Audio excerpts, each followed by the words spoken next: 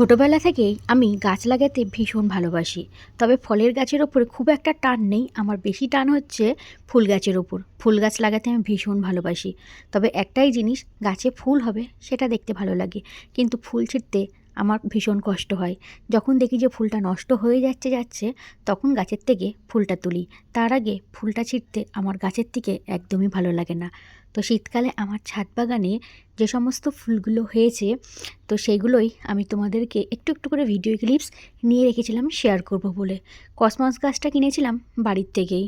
তো যে দাদাটার কাছ থেকে গাছটা কিনেছিলাম না, গাছটা খুব একটা ভালো দেয়নি। মানে গাছটা যেমন কিনেছিলাম ওই রকমই।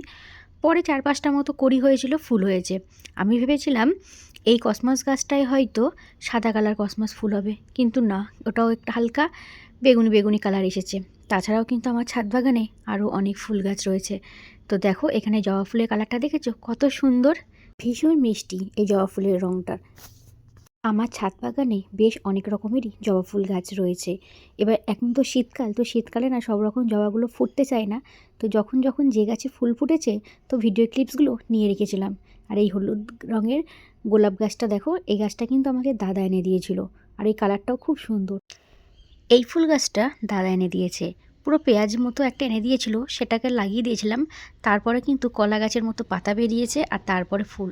এখনও কিন্তু অনেকগুলো ফুল ফুটতে বাকি রয়েছে।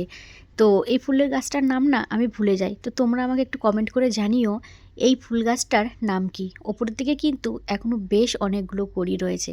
তো সবগুলো ফুল ফুটলে তারপরে নাকি এই গাছে আর ফুল ফুটবে না। মানে একটা গাছে নাকি একবারই ফুল ফোটে।